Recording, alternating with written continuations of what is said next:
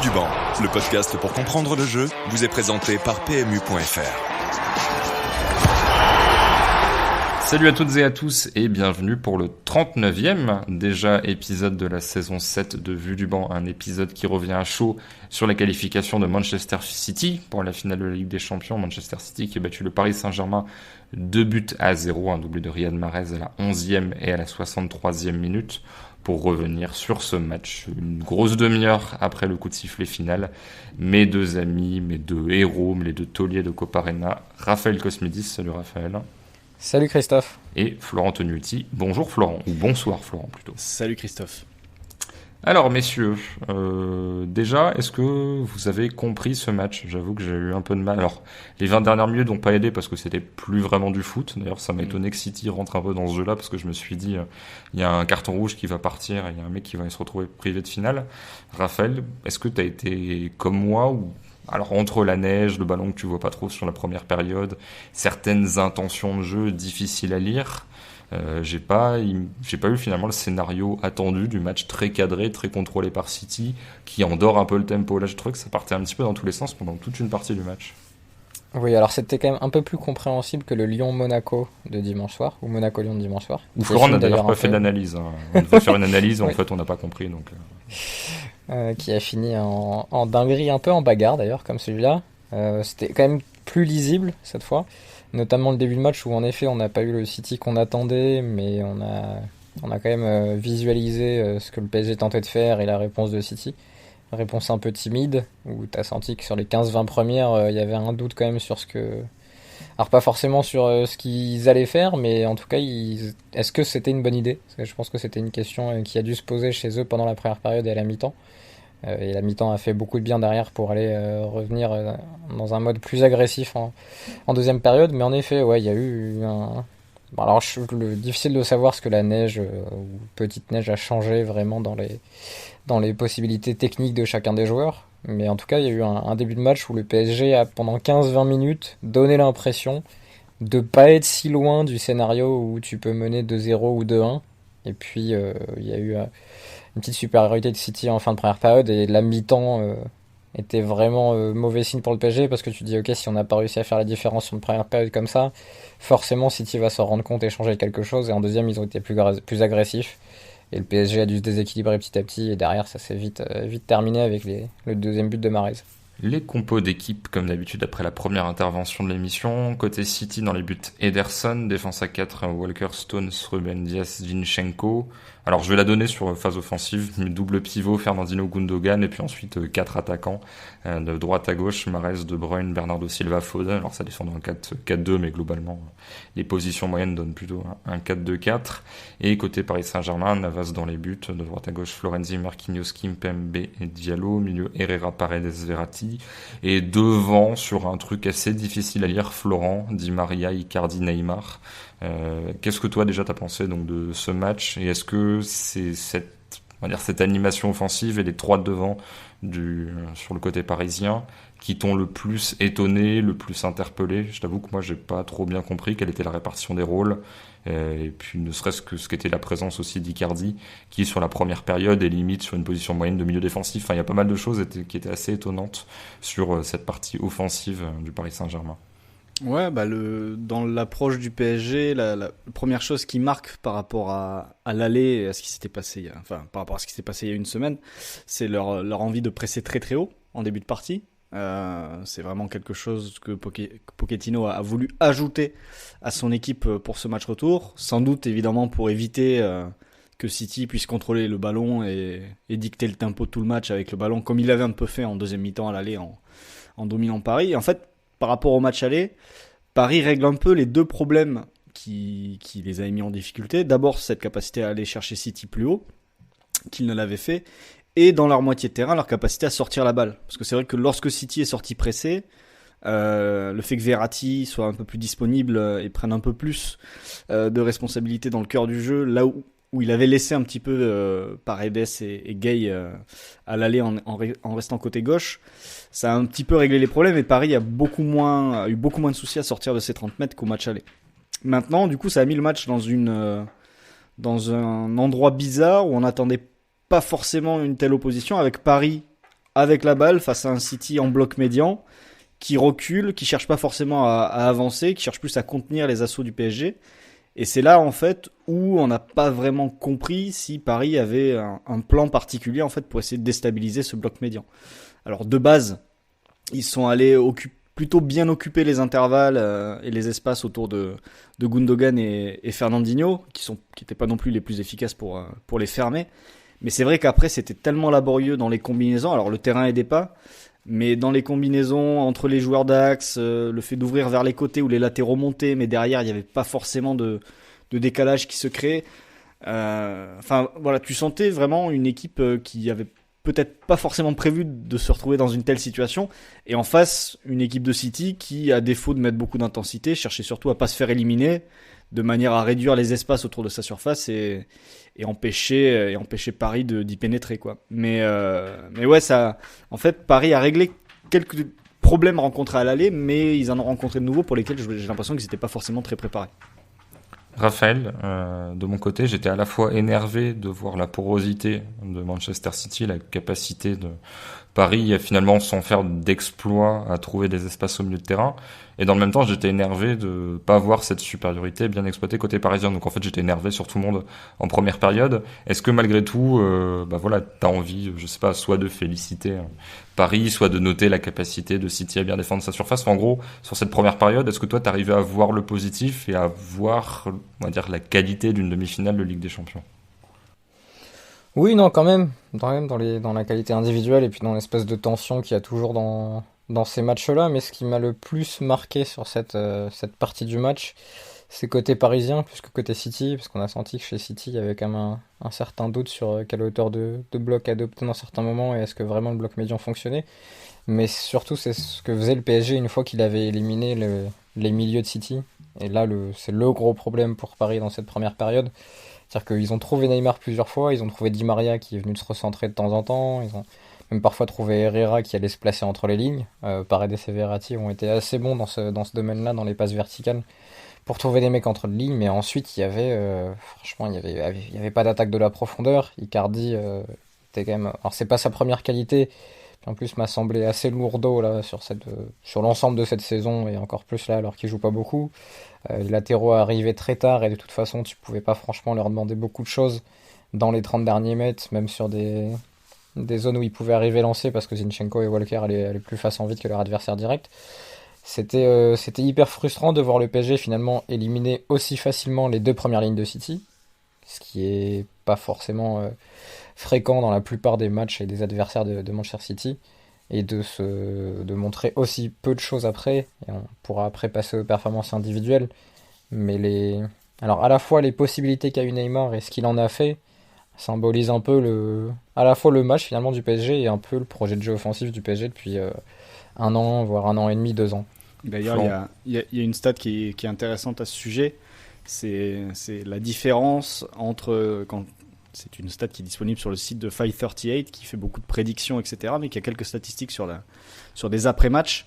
Et c'est la différence entre le non-shot expected goals, donc les statistiques, on prend en compte toutes les statistiques sauf les tirs, et on dit à partir du moment où tu réussis tant de passes dans le dernier tiers, que tu réussis tant de choses, notamment près du but adverse, normalement tu es censé te créer tant de XG à la fin.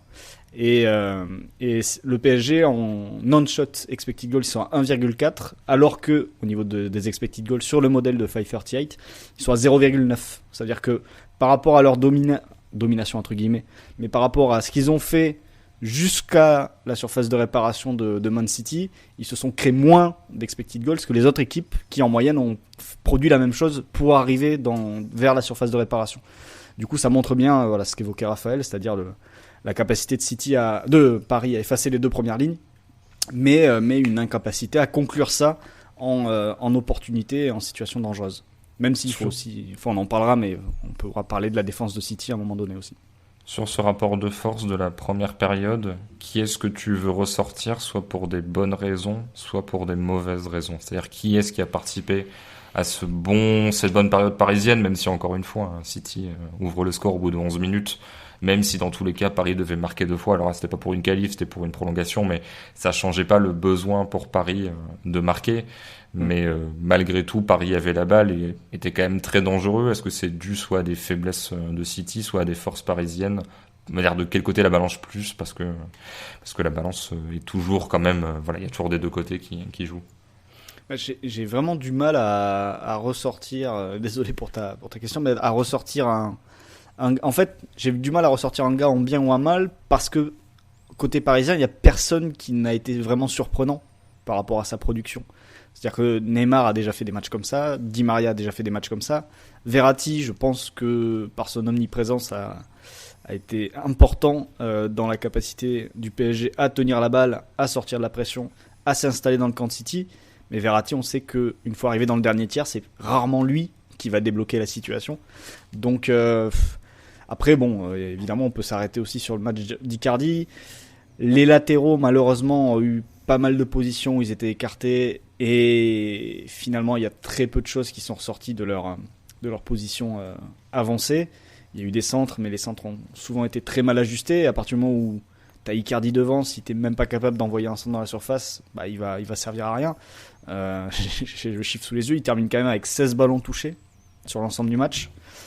Ouais, bon, après, c'est un chiffre classique pour lui, d'autant plus qu'il sort à la... Je suis en train de regarder 62. Ça. Ouais. C'est même au-delà de sa moyenne. Je pense que c'est supérieur à sa moyenne. 16 ballons touchés, sachant que Draxler qui rentre à la... en même temps, il rentre quand il sort.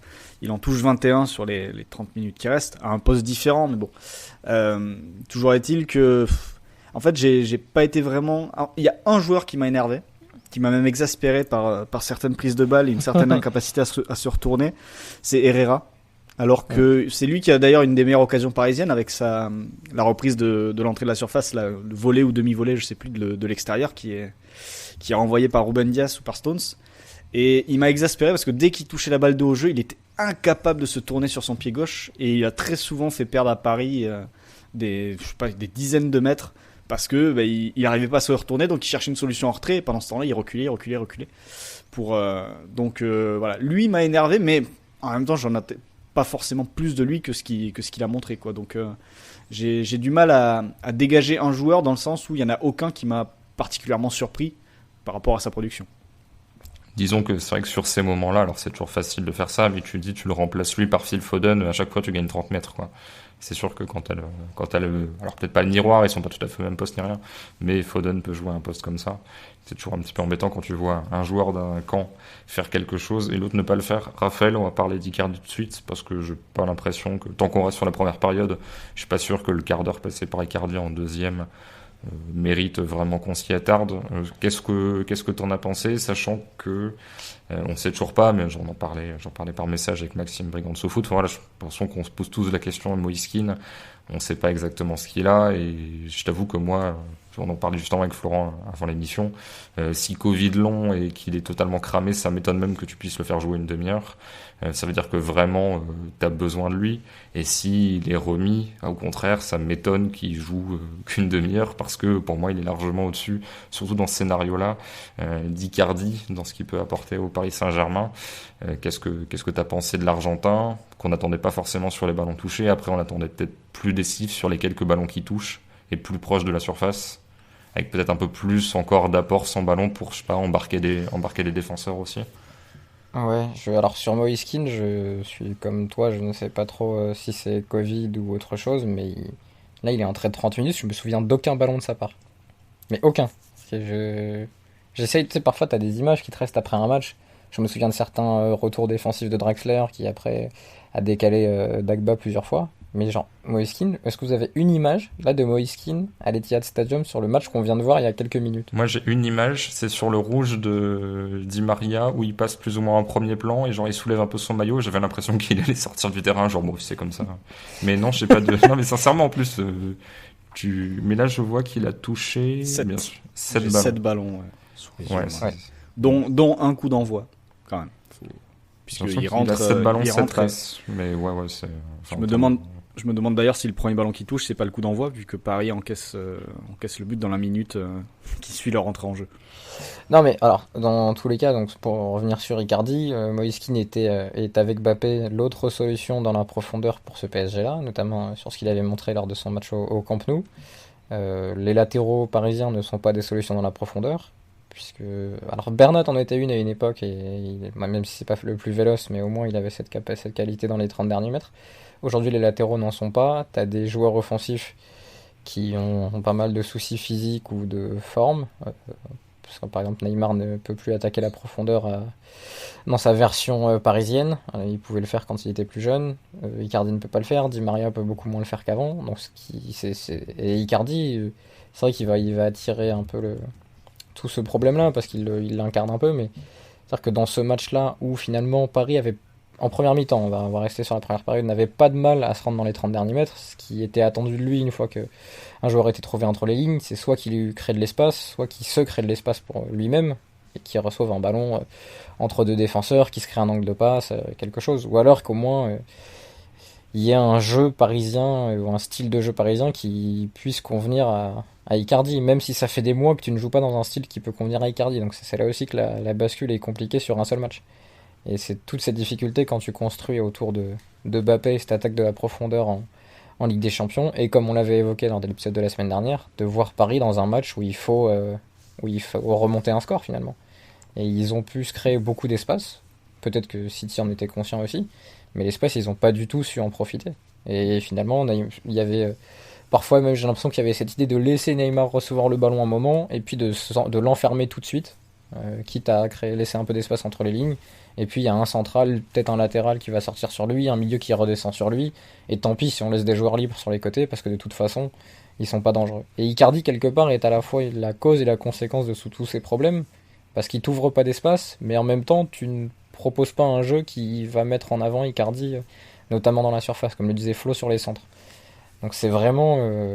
mais comme l'était un peu Cavani à une certaine époque par rapport à ce qu'essayait de faire le PSG, c'est un attaquant qui est déconnecté du projet de jeu habituel, parce que tu dépends de tes deux grandes stars et tu sais pas trop quoi faire de ton œuf classique. Et c'est marrant de voir qu'en plus ça fait des semaines que ça critique Guardiola sur le fait de jouer avec des faux neufs ou sans numéro 9, alors que quand le PSG en met un, il sait pas quoi en faire. Florent, est-ce que, alors c'est peut-être que je m'enflamme juste parce que j'ai jamais trop apprécié Florenzi, et que voilà, il a pas, enfin c'est un peu facile pour moi de taper sur lui parce que dès sa signature. C'est un euphémisme, Christophe. Oui, c'est ça. Bah, après, c'est plus avec vous que dans le podcast, mais c'est sûr que j'aime bien ça, chaque semaine répéter que je pense que Florenzi n'était pas forcément un bon investissement. Mais en fait, je me dis, le Florenzi du début de saison, avec sa qualité de pied, c'est quand même peut-être sa grande qualité, j'allais pas dire sa seule, mais voilà, sa capacité à centrer. Enfin, moi, en fait, je me dis, dans cette physionomie de match-là, où t'arrives quand même à libérer les latéraux, bah, Florenzi qui centre pour Icardi dans la surface. Bah ouais. Enfin, je vais pas dire que c'était le truc rêvé, mais tu m'aurais dit à l'avant-match que ça allait se passer comme ça. Je me suis dit, bah, le PSG a beaucoup plus de chances de marquer que sur le scénario que j'attendais avec City qui fait tourner façon Espagne 2010, et bon courage pour prendre la balle. Donc, est-ce que t'as envie de blâmer les latéraux aussi sur ça? Alors, moi, je dis plus Florenzi que Diallo, parce que Diallo, c'est pas forcément son poste. Mais je sais pas, je t'avoue que je me dis, il y a peut-être un univers où tu fais plus de bons choix quand les latéraux sont servis et avec de l'espace, et où Icardi peut être utile, et où du coup bah, tu vois un peu moins ses limites. Bah, en fait, le truc, c'est que je crois que Paris, là j'ai le chiffre sous les yeux, a envoyé 23 centres sur l'ensemble du match. Et en fait, vu la physionomie de la rencontre, alors certes, c'est pas toujours bien de centrer, il faut souvent essayer de faire autre chose. Mais vu les espaces laissés par City sur les côtés, je trouve ça assez faible en fait, en termes de quantité. Sachant que j'en ai 12 de Di Maria. Ils en réussissent 2 au total sur tout le match. Hein. Ouais, bah ouais. Et surtout, il y en a énormément qui passaient même pas le premier joueur, quoi. Il y en a eu un bon paquet. Et c'est vrai que on peut se poser la question. Après, d'un autre côté, quand tu vois aussi les joueurs alignés côté parisien, apparaît Icardi qui allait pouvoir mettre du danger dans la surface de City sur ça. Marquinhos. Ouais, Marquinhos. C'est lui qui... c'est ce qu'on disait à la mi-temps. Il va falloir que Marquinhos passe avant-centre pour pouvoir changer quelque chose. Mais c'est vrai que c'est quand même très, très compliqué. D'ailleurs, du coup, sur les deux centres, il y a celui que Marquinhos envoie sur la barre. Et je me demande quel est le deuxième, je sais pas. Mais oui, normalement, dans une telle configuration, à un moment donné, tu dis bon ils nous attendent, ils mettent de la densité dans l'axe, on n'arrive pas à passer, on va écarter, on va centrer.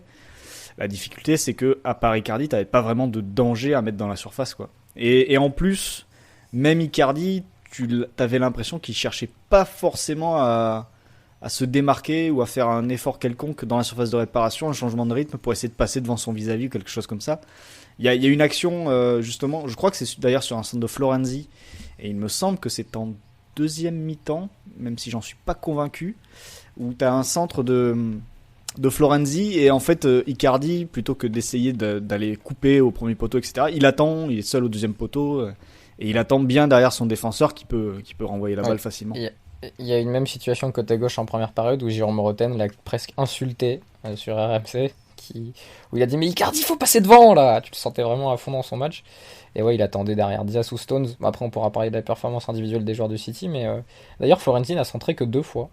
Oui, c'est ça. Alors après, Di Maria centre beaucoup, donc tu peux estimer que parfois ça compense, mais c'est vrai que sur l'organisation générale, ça m'étonne en fait. Et je sais pas à quel point il faudrait revoir vraiment en se fixant sur les joueurs. Est-ce que c'est lui qui a pas la force physique pour dédoubler, ou est-ce que juste l'espace est déjà occupé, donc lui est plutôt à se recentrer ou à anticiper la transition. Même si sur l'aspect défensif, il y a aussi des choses à dire. Il y a un truc aussi, et j'attends de savoir ce que Flo aura pensé du match du bonhomme et comment il explique. Mais le PSG arrivait bien à fixer beaucoup de joueurs, notamment avec Neymar. Par contre, Neymar, il faut faire la comparaison NBA habituelle en termes de drive and kick, sur ce match, c'était catastrophique. Il s'est empalé dans des 2 contre 3, des 1 contre 3, pardon, des 1 contre 2. Et à aucun moment, tu sentais la volonté de chercher les joueurs libres autour, notamment sur le côté, où tu attirais beaucoup de monde dans l'axe. Et il cherchait souvent à rejouer dans l'axe, à combiner dans l'axe, s'appuyer sur un joueur, parfois faire un petit pont, notamment une fois que le PSG était mené 2-0, où tu avais l'impression que si le PSG obtenait 10 fautes en 10 minutes, ça faisait 2-1. Après, gestion des émotions, c'est encore autre chose. Mais je trouve qu'il y a quand même ce truc dans les mauvais matchs de Neymar où il attire beaucoup de monde, mais il ne sait pas utiliser cette capacité à attirer du monde. Il fixe pour ne rien faire en fait. Il fixe pour dribbler et il fixe pas pour décaler. Bon, on reviendra sur les individualités un petit peu plus tard. Je laisse tout ça. Mais c'était pour expliquer le fait aussi que Florenzi n'ait pas reçu beaucoup de ballons alors que finalement le PSG est arrivé à libérer les côtés. Ouais, aussi. Flo, un truc qu'on fait pas forcément souvent, mais qui peut peut-être mériter ce soir, l'analyse, alors des buts, mais déjà du but, le but du 1-0. Qu'est-ce que ça t'inspire? Parce que le foot, c'est forcément un jeu d'erreur, et généralement il faut bien qu'il y ait un moment, le décalage est fait ou autre, mais c'est sûr que généralement l'adversaire aurait pu mieux faire. Là, il y a quand même un souci de te faire casser en une passe du gardien, dont tu sais qu'il a le pied le plus puissant du football mondial. Ouais, après il y a aussi une chose, c'est que Paris, dans la gestion de la profondeur par sa ligne défensive, contre le Barça, ils avaient eu beaucoup de mal, et en championnat face à plusieurs équipes beaucoup moins dotées, ils avaient aussi eu beaucoup de mal à gérer la profondeur sur des séquences où ils sortaient un petit peu pressés. Et là, oui, ils se sont fait piéger de manière extrême, on va dire. Et je ne serais pas surpris que cet ajustement-là soit quelque chose qui ait été bossé avec une consigne un peu du genre s'ils viennent nous chercher côté City, on tente ça avec Zinchenko très haut, parce qu'au final Zinchenko est sur la même ligne que Foden en fait au départ de l'action, et c'est ça qui fait que Florenzi en fait est entre deux, et il se fait avoir comme un bleu sur ce long ballon d'Ederson, parce que lui anticipe sur Foden qui est en train de décrocher. Et oui, c'est une erreur évidemment à ne pas faire, mais bon, c'est à partir du moment où tu vas presser, de toute façon c'est quelque chose qui peut t'arriver, et qui malheureusement est arrivé au PSG. Mais je pense que la position de Zinchenko, c'était quelque chose un petit ajustement, un peu de micro-tactique pour répondre à une défense parisienne qui, lorsqu'elle doit sortir assez haut et soutenir le pressing des deux lignes plus avancées, est assez vulnérable dans la profondeur, et ce depuis quelques mois. Mais il a repris ce qu'il avait fait en deuxième période à l'aller, de toute façon, avec Foden qui vient intérieur plutôt que coller la ligne comme Mahrez. Oui, après ça ils l'ont fait pendant tout le match. Le truc, c'est qu'à l'aller, Paris avait pas pressé quasiment, n'avait jamais pressé. Là ils avaient vraiment une ligne très très haute sur le terrain. Ouais, parce que sur l'action du but que vous évoquez, Foden vient intérieur, ce qui fait hésiter Florenzi et ce qui libère de l'espace pour Zinchenko, qui de toute façon va 10 fois plus vite que Florenzi. Parce que Florenzi était, je pense, un des joueurs les plus lents sur le terrain. Oui, parce que Zinchenko est pas une flèche non plus, mais c'est Mais sûr que ouais. Ça, c'est quand même bien vu. Mais Zinchenko, par contre, a l'air d'être une flèche dans certains autres domaines, notamment quand il faut se bagarrer avec Fernandinho. C'était un grand moment de football. Oui, avec le commentaire le plus étonnant, je trouve, sur RMC, Zinchenko et sa tête d'ange. J'avoue que... Alors, à part, je sais pas, qu'il est blond et que t'associes l'ange à un truc blondeur, pureté ou autre, mais enfin... Moi, il m'inspire tout sauf l'angélisme, surtout sur un match comme ça où il balance des fuck-off ou je sais pas quoi à l'arbitre. Enfin, à la cantonade au bout de 5 minutes, là, sur la main qui était en fait une épaule. Avec un arbitre qui d'ailleurs avait quelques soucis sur le fait de repérer ce qui était une épaule ou pas. Mais... Personnellement, je trouve qu'il a une tête à s'ambiancer sur du scooter. Un match is de fiche. Raphaël, on va essayer de reprendre. Est-ce que le double pivot de City, ça t'a choqué, comme l'ami Julien Maumont qui était avec nous pour suivre ce match par écrit, qui était désemparé et en boucle et qui devenait fou, notamment sur Fernandinho. Même si Fernandinho rappelle quand même sur les fautes tactiques et les petites fautes, il est quand même extrêmement haut quoi, sur le Casemiro, mais Casemiro peut-être plus discret mais plus régulier. En gros, tu l'élimines pas parce que quand tu l'élimines, t'es par terre. Il n'y a pas d'âge, y a pas d'âge pour ça. Ouais.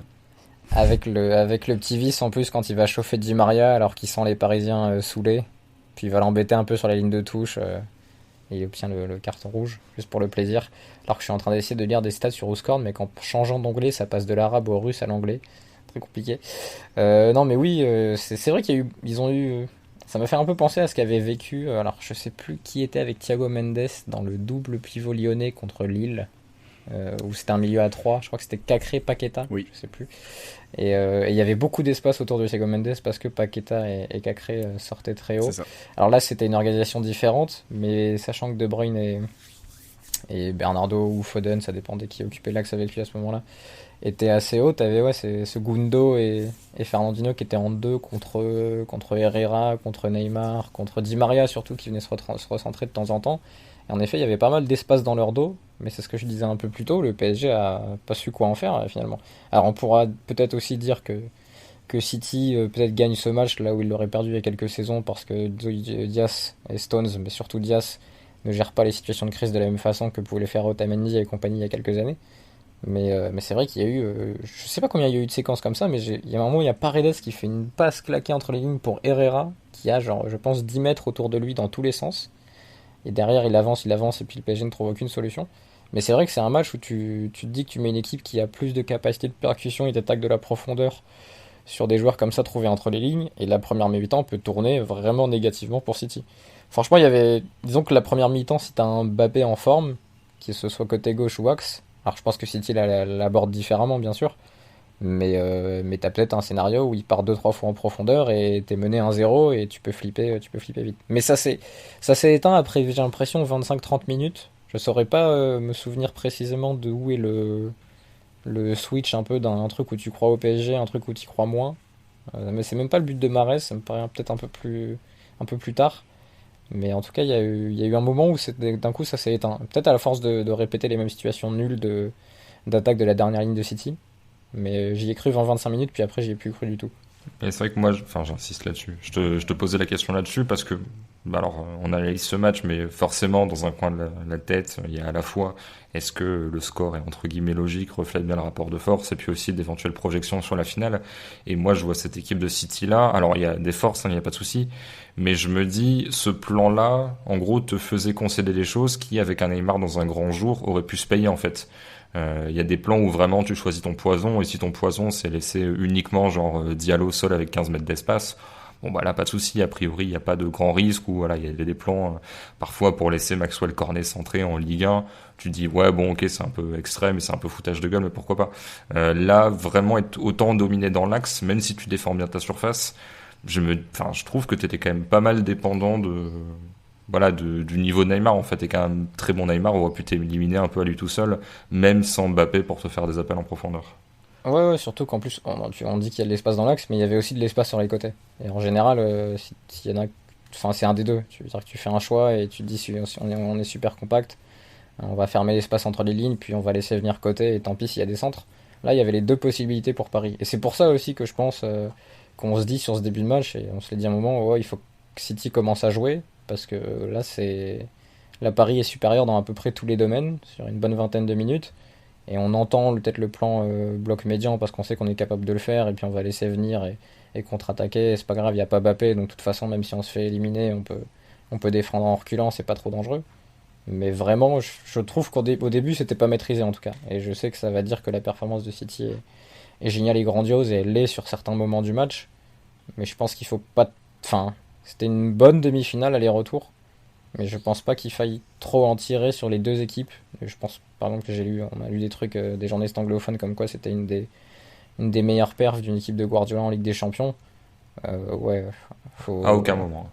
Voilà, non, il y a des joueurs, il y a des perfs individuels qui auraient pu aider certaines équipes de Guardiola dans leur meilleure performance collective.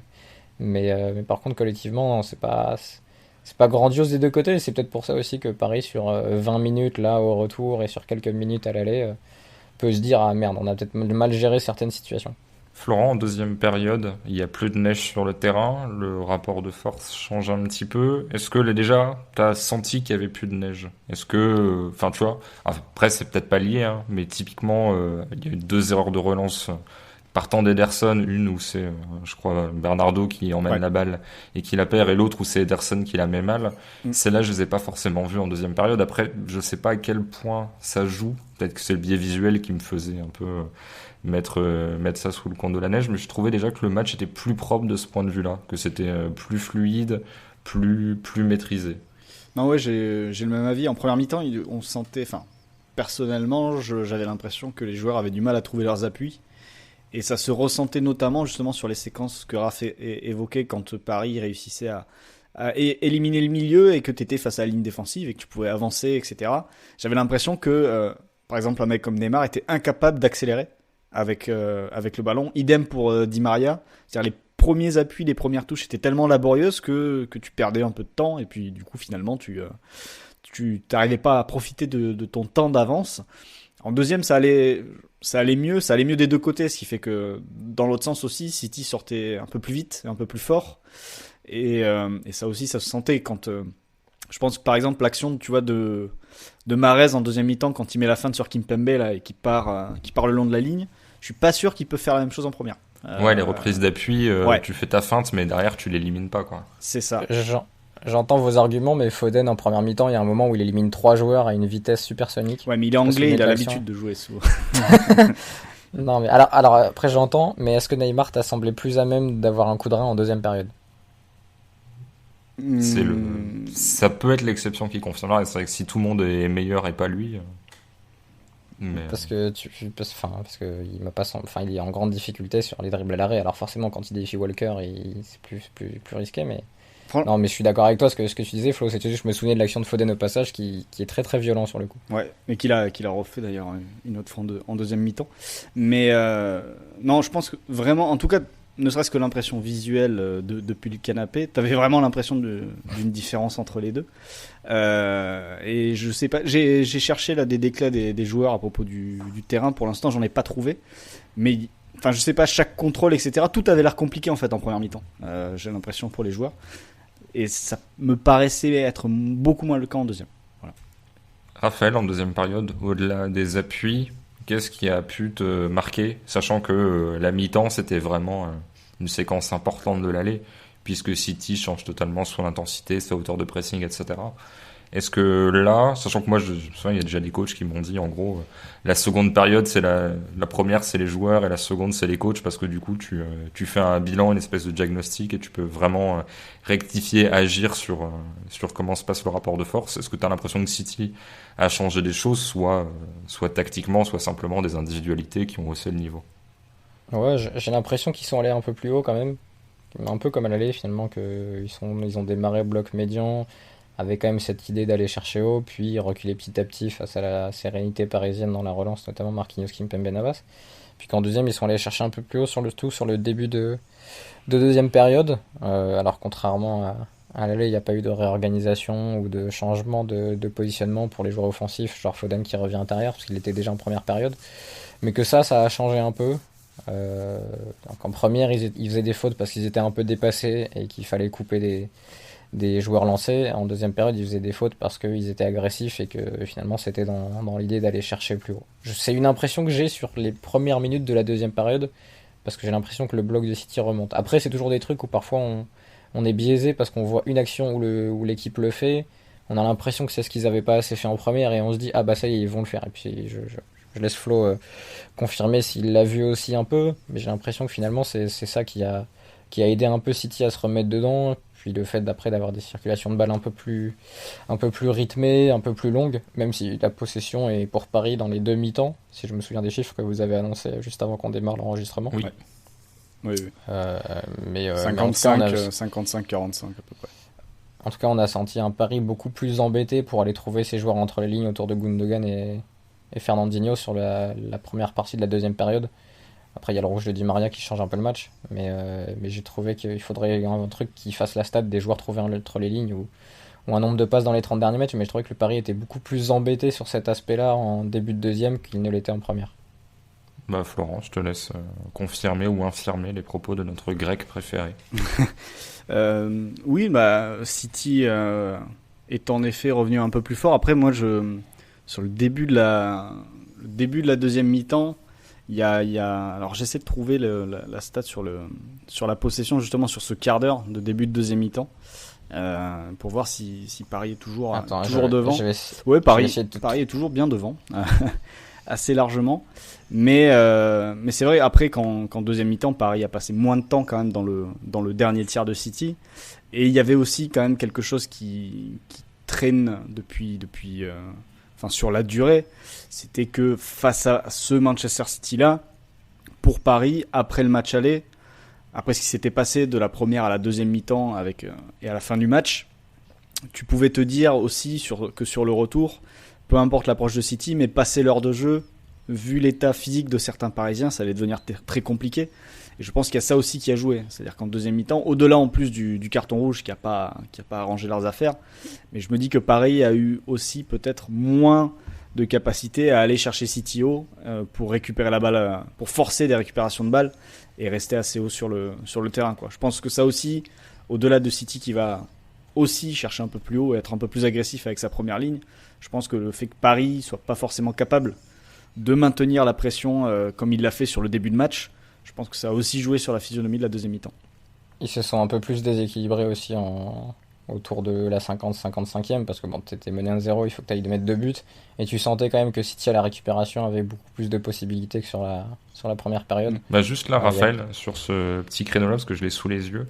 Il y a quelques occasions pour City. Ouais. Mais en tout cas, de la 51e à la 60e, Paris a 74% de possession.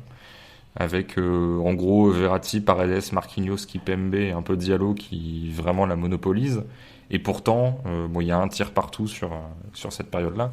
Mais tu vois, on n'a pas l'impression qu'il y a un temps fort en fait. C'est-à-dire c'est la possession, mais c'est circonstanciel et ça convient un peu aux deux équipes, quoi. Il y a des occasions pour Foden, non? Il n'y a pas une occasion où il est hors-jeu limite, enfin pas limite, mais il est hors-jeu sur une contre-attaque et il bute sur Navas? Je sais plus exactement la minute où c'est, mais en tout cas c'est à peu près à ce moment-là. Il me semble que c'est dans cette période-là. Il y a une autre action où... Ouais, c'est 53e Foden hors-jeu. Ouais, il me semble qu'il y a une autre action où il frappe du droit, je sais plus. Ou alors elle est après, je confonds un peu les actions, mais disons que tu arrives à un moment du match où Paris n'a plus de façon plus le temps. Et puis il y a le contre de coup franc qui arrive, le fameux contre de coup franc, bien aidé par Florenzi. Mais ouais, Paris dans un déséquilibre vraiment plus prononcé sur ce début de deuxième qui va être franchement achevé par le deuxième but de Mahrez. Mais c'est là qu'il y a aussi quelque chose de marquant, et là c'est pour parler un peu de City, c'est combien d'équipes de Guardiola sont capables de traverser des périodes où elles n'ont plus la balle et elles le concèdent aussi peu en fait. Mais il l'avait fait un peu contre le Real l'an dernier quand même. Oui, j'entends. Mais c'est... Ouais, non, vas-y. Non, mais c'est vrai qu'il a fait un peu contre le Real, mais c'était un peu un truc hors du temps, en fait. C'était une double confrontation, mais là, City le fait de manière, pas régulière, hein, mais le fait finalement de manière assez naturelle, en fait. C'est ça. Non, mais c'était juste ça que je voulais mentionner, parce que ça montre l'adaptation au fil du temps de cette équipe pour ce genre de match à élimination directe, parce que c'est vrai que généralement, ces équipes qui ont qui ont le ballon 60, 65, 70% du temps. Quand l'adversaire arrive à leur disputer la possession et à mettre le match sur une possession à 50-50, généralement ces équipes-là n'arrivent absolument pas à défendre et à tenir. Et là, en l'occurrence, City, ils commencent à avoir quelques lignes à leur palmarès et un historique un petit peu plus fourni à ce niveau-là. Christophe, tu parlais du match face au Real. Et là, on peut reparler de ce match, voire même de la confrontation face au PSG sur les 2 rencontres. J'ai même envie de parler d'autre chose, mais dans la même lignée, Raphaël, c'est le fait que, alors on va pas trop se projeter sur un sujet qu'on évoquera demain, mais que Chelsea fait ça aussi, c'est-à-dire qu'il y a à la fois le côté, on aime bien défendre avec le ballon, on aime bien presser à la perte, construire proprement, mais finalement, on n'a quasiment jamais à défendre de transition. C'est-à-dire que soit on perd la balle, on la récupère vite, soit on a des phases de temps entre guillemets faibles, mais où on défend, on est bien en bloc, bien en place, on défend bien notre surface. Mais finalement, ce sont des équipes de possession, mais qui n'ont pas à défendre le type d'action qu'avaient les équipes de possession assez radicales, le Bayern de Guardiola, etc., même le Bayern actuel là, où t'aimes bien avoir la balle, mais quand tu l'as pas, c'est un peu panique à bord. Là, en fait, j'ai l'impression qu'ils ont, alors peut-être pas le meilleur des deux, parce qu'avec le ballon, ils sont pas toujours ultra dangereux quand ils sont sur cette situation-là avec beaucoup de contrôle. Mais c'est-à-dire, si t'arrives à la fois à contrôler le tempo et à la fois, quand tu dois défendre, à pouvoir défendre en nombre sans trop paniquer, ça rend quand même les choses difficiles à aborder pour l'adversaire. Ouais, et je me demande, alors, ça a peut-être aidé City paradoxalement, mais et Chelsea, je me demande à quel point c'est choisi par les coachs ou un peu contraint par les conditions particulières de cette saison qui s'enchaîne rapidement après la précédente, avec le Covid, avec des effectifs qui sont peut-être un peu plus fatigués, où ça tire la langue et t'as une fréquence de matchs plus élevée. Parce que j'ai pas souvenir d'autant de matchs de Ligue des Champions là que lors de ces derniers tours où la possession est extrêmement équilibrée. Par exemple, là je regarde le Real Chelsea de la semaine dernière, c'était 51-49. J'ai l'impression que ce genre de chiffre est de plus en plus rare, que ce soit en championnat, en Ligue des Champions, parce que finalement, quand une équipe a un plan de jeu qui est supérieur à l'autre, à celui de l'adversaire, on se dit ok, on va pas avoir le ballon aujourd'hui, on sait que très bien qu'on va pas arriver à ressortir, on va devoir subir et on va subir tout le match. À l'aller, City avait eu quand même 60% de possession, mais c'était un peu modifié par le fait que le PSG avait marqué en premier, donc ça change toujours le chiffre de possession. Mais vu que les équipes n'arrivent pas forcément à presser aussi longtemps et aussi régulièrement qu'elles ne le pouvaient le faire il y a 2, 3, 4 ans, est-ce que c'est pas une adaptation des coachs aussi de se dire vu qu'on n'est pas capable de faire ça, il va aussi falloir qu'on sache défendre sans avoir le ballon, en défendant longtemps dans notre camp ou en bloc médian, et finalement ces coachs Tuchel, Guardiola, alors que c'est pas leur idée de base, la développent pour s'adapter à ces conditions-là. Et ça les rend paradoxalement meilleurs, parce qu'avant ils savaient faire un peu qu'une seule chose dans chaque phase de jeu. Je me demande vraiment quelle est la part de ça, parce que d'autres équipes savaient le faire avant. On peut parler du Real de Zidane, c'était une de ses forces, la Juve à une époque. Et finalement, City et Chelsea, Tuchel et Guardiola deviennent ces équipes un peu plus, pas banales finalement, pas complètes non plus, mais je sais pas, qui peuvent changer de forme, qui peuvent changer d'idée en cours de match. De toute façon, c'est un peu l'histoire des derniers vainqueurs de Ligue des Champions, leur capacité à tout faire et à être capable de presser quand il faut, d'attendre. Mais c'était pas c'était pas l'histoire de Pep qui va au Camp Nou avec Rafinha, Boateng, Benassia derrière et qui va presser en 3 contre 3 très très haut contre Messi, Neymar, Suarez. Ouais, ça c'est mal fini. Oui. Ouais, même si ça jouait plus comme ça, oui, ça c'est mal fini. Oui, ça avait duré un quart d'heure, ça, pour le coup. Oui, c'est ça. Par contre, le quart d'heure, je l'ai revu il y a pas longtemps, ils sont quand même chanceux de s'en tirer à 0-0. Mais c'est vrai que c'est pas cette organisation-là qui explique la fin de match où Messi gagne un peu le match à lui tout seul. Par contre, pour relancer Flo, parce que je l'ai coupé, ça pourrait donner, si c'est que sur la Real ou le Chelsea, par contre, un match beaucoup plus années 2000 qu'on ne pourrait l'attendre en finale. Oui, avec des phases, c'est ton tour d'attaquer, c'est mon tour d'attaquer, quoi. C'est ça, ouais. Mais même sur le Chelsea... Bon, après, on va pas non plus trop parler du match de demain entre Chelsea et le Real, qui en plus va être conditionné par le résultat du match aller. Mais même le Chelsea-Real de demain, ça risque de ressembler un petit peu à ça, je pense. À noter que je suis très content quand vous vous relancez entre vous, puisque mon chat vient de ramener un mulot dans l'appartement. Le premier. Enfin, le deuxième, mais j'étais pas là pour le premier, je dormais. Mais il joue avec, et bon, le mulot n'est plus de ce monde, malheureusement. Mais ça ne l'empêche pas de servir de balle dans tout l'appartement. Donc voilà, je vis des moments assez difficiles. Attention parce que tu vas recevoir un communiqué de la principauté du mulot si tu continues, Christophe, donc fais attention. Ouais, je fais très attention. Bon, on va peut-être rapidement passer aux individualités, juste comme ça, évoquer cette fin de match un petit peu folklorique. Parce que je pense qu'on a globalement saisi le rapport de force des 65-70 premières minutes jusqu'au rouge de Di Maria. Je sens que déjà à 2-0, le deuxième but de Mahrez sur un contre de coup franc, qui est une variante du contre de corner que j'aime beaucoup. À la 63e, c'était un peu plié. Cette fin de match, Raphaël, toi qui donc gardes certaines attaches émotionnelles au PSG, Ouais.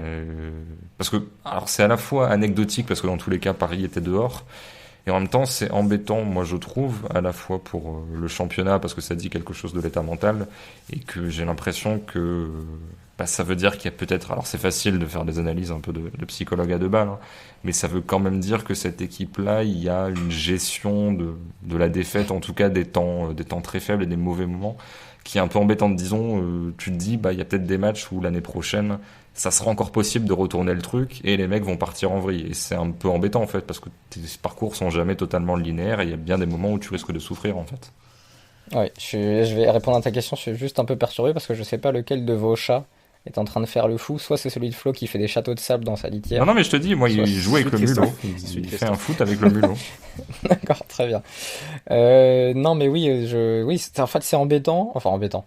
Disons que tu peux l'analyser parce que ça s'inscrit quand même dans un schéma répété du côté du PSG et répété à travers certains joueurs qui ont du mal à se contrôler dans ces moments-là. Disons que l'ère du contrôle, même s'ils n'ont pas forcément connu autant d'épopées longues en Europe, mais du contrôle Mota, Verratti, voire Matuidi, qui avait un rôle un peu d'équilibre offensif et défensif dans ses déplacements et son positionnement, et paraît lointaine. Tu pouvais ajouter Thiago Silva aussi, même si ses choix préférentiels de hauteur de bloc ont souvent suscité le débat, mais il y avait quand même cette idée d'être en contrôle du match, même si le scénario était un peu difficile.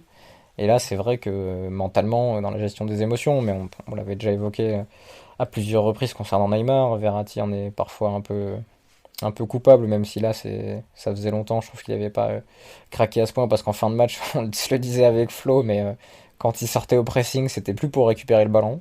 Il sortait au pressing pour, je pense, tacler le mec qui allait le regarder de la mauvaise façon, le premier. Il courait très vite, en tout cas, Verratti, sur la fin de match. Il y a un espèce de boost de haine qui était assez impressionnant.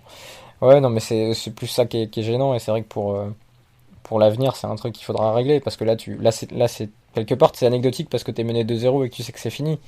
Mais disons que si tu vis la même chose dans une fin de match où t'es peut-être moins loin, ou alors il y a encore un 0, où il y a un partout et Fernandinho fait la même chose pour faire exclure un joueur, ça aurait été encore plus frustrant, tu vois. Alors que le PSG, finalement, quand il est à Chelsea et qu'il est à 10 contre 11 rapidement, c'est Chelsea de Mourinho, je crois que c'est la dernière saison de Mourinho.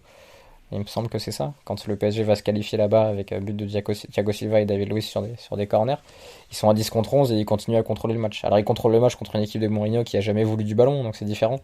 Mais ils contrôlent à 10 contre 11 et ils arrivent à se remettre dedans et à gérer leurs émotions. Là, ce groupe-là de joueurs, s'il leur arrive la même chose, je suis pas sûr qu'ils y parviennent. Un chiffre juste sur le PSG et la discipline en Ligue des Champions. Alors évidemment ils ont joué plus de matchs, mais ils sont en tête du nombre de cartons pris au total, puisqu'ils ont pris 27 cartons jaunes et 4 cartons rouges en Ligue des Champions cette saison. La deuxième équipe, c'est la Lazio, donc éliminée en 8e de finale, donc qui a quelques matchs de moins, mais qui a pris 23 cartons jaunes. Et pour parler des autres engagés encore en Ligue des Champions, donc Manchester City, c'est 16 cartons jaunes sur l'ensemble de la compétition. Donc Paris... On sait comment ils les ont pris. Et on sait comment ils les ont pris. Chelsea, c'est 16 cartons jaunes aussi. Et le Real Madrid, c'est 20 cartons jaunes et 0 carton rouge. Idem pour Chelsea et Man City. Donc il y a quand même juste avec les demi-finalistes, un sacré écart. Et en termes de cartons rouges si on ramène par 90 minutes, le PSG est aussi une des équipes les plus sanctionnées, puisqu'ils sont dans le top 10 avec 2,3 cartons par match, et devant évidemment sur les cartons rouges, puisque les deux derniers prix, forcément, ça fait un petit peu exploser les stats. Et donc ce qui fait 35-40 minutes en infériorité numérique sur la double confrontation. Alors finalement, t'encaisses pas de but sur ces moments-là, mais c'est quand même pénalisant parce que tu aurais peut-être pu en marquer, surtout à l'aller. Enfin, en tout cas, voilà, c'est pas idéal d'avoir limite, je sais pas, un cinquième de la double confrontation où t'es à un moins, quoi. Surtout face à un adversaire qui a plus de certitude et qui, dès qu'il peut installer son collectif, c'est embêtant, quoi. C'est bon courage pour récupérer le ballon à cette équipe quand elle est vraiment en confiance. Et quelque chose d'assez marquant aussi, c'est que là, sur le match retour, ils font le changement, ils prennent le carton et ils font le changement, ils prennent le but dans la foulée. Et à l'aller, j'avais remarqué une séquence qui me laissait penser, entre le deuxième but encaissé en fait et le carton rouge de Gay, il y a une séquence dans le match qui me laissait penser que Paris avait peut-être trouvé quelque chose pour un petit peu manœuvrer City et trouver des solutions face à leur pressing. Et malheureusement, dans la minute qui suit, ils prennent le rouge de Gay dans la foulée qui n'en peut plus de se faire tourner, pour reprendre ses propos à sa sortie. Donc il y a aussi des petits trucs où tu dis ah tiens, ils ont peut-être trouvé quelque chose, et leur indiscipline ou leur problème de gestion émotionnelle chez certains fait que ça t'empêche de voir et ça empêche aussi Pochettino de coacher en fait aussi. Oui, parce que c'est vrai qu'il n'y a pas... Enfin là, il y a eu du coaching, contrairement à l'aller où il n'y en a quasiment pas. Maintenant, bon, c'est le but qui arrive limite, c'est dans la minute. Sur la minute d'entrée. En fait, je me demandais si les deux avaient touché le ballon avant le but, si vraiment... je crois qu'en fait, c'est ça, ils rentrent sur le coup de pied arrêté et il y a but sur le coup de pied arrêté, quoi. Je crois que c'est ça. Je crois que c'est ça. Comme je disais tout à l'heure, le premier ballon touché par Moïse Kean, c'est le coup d'envoi après le but, en fait. Donc ça vous tue un plan. Et c'est sûr que là, c'est la lecture a posteriori fait que tout est flingué, alors que sur le moment, tu te dis, bah oui, soit hors de jeu, on va lancer des gens, c'est le moment. Raphaël, Ruben Dias, John Stones, mais surtout Ruben Dias peut-être. Il y aura aussi du Zinchenko, je pense, voire même du Kyle Walker. Toujours est-il que ces 4 joueurs, la ligne défensive de Manchester City, j'ai l'impression qu'en gros, tous, ça restera l'un de leurs top 5, top 10% de performance en carrière. Ce qui est quand même plutôt rare, parce que généralement, tu as l'habitude de mecs de City qui sont excellents à peu près toute la saison, et sur les gros matchs de Ligue des Champions, ils sont dans leur moyenne basse. Oui, alors après, Kyle Walker, je sais que t'es pas forcément très client, mais c'est quand même un mec qui, sur le plan défensif, rien qu'avec sa vitesse, te règle pas mal de problèmes. Je suis pas client parce que je me dis que s'il allait 5 km/h moins vite en vitesse de pointe, il jouerait en 2e division. Mais peut-être que je me trompe, hein. Mais bon, là sur ce match, il n'y a rien à dire, il a été bon. Ouais, après je me demande si c'est pas la même chose pour pas mal de joueurs de côté, tu vois. Oui, c'est pas faux. Il y a autant les mecs très forts techniquement, d'accord, mais pour les mecs qui font des différences par leur vitesse, je pense que tu changes de division assez vite. Non mais oui, mais ils ont été très très bons pour un peu faire de l'autre versant de ce qu'on disait au début de l'émission. Ils ont été très très bons pour défendre les situations justement où le PSG attaquait la dernière ligne, la leur, donc la ligne de 4 défenseurs plus Ederson. Et je pense que c'est très très utile parce qu'on avait vu lors des années précédentes que Ederson n'était pas forcément une valeur sûre dans ces situations-là et dans ces matchs-là. Autant Alisson Becker, on a des références, autant d'ailleurs on a des références, autant Navas, il y a des références en Ligue des Champions sur des gros matchs où ils sont capables de se dépasser. Autant Ederson, j'ai même pas souvenir en fait d'un match de Ligue des Champions où il sauve City d'un scénario compliqué. Parfois c'était même un peu l'inverse. Et c'est vrai qu'il y a le symbole qui est un peu le double tacle de Zinchenko et Stones en parallèle devant Neymar. Où ils arrivent à suivre sa conduite de balle, même si Di Maria était libre à gauche et que Neymar l'oublie, comme il a oublié pas mal de mecs sur l'ensemble du match. Mais c'est vrai qu'ils ont été très très bons. Dias, je pense qu'il a peut-être le record sur ce match de ballon bloqué avec la tête. J'ai l'impression qu'il en fait 2 minimum là. Un où je pensais qu'il allait finir assommé et qu'il le sort très bien, et le deuxième où c'est Herrera qui lui tire dans la tête. Ou plutôt il se place bien pour la détourner. Coup très solide. Oui, coup très solide. Un peu comme Bernardo qui à un moment se prend je sais plus si c'est Di Maria, si c'est Herrera, il se prend une mandale de Herrera, je crois, en pleine tête et il bouge pas.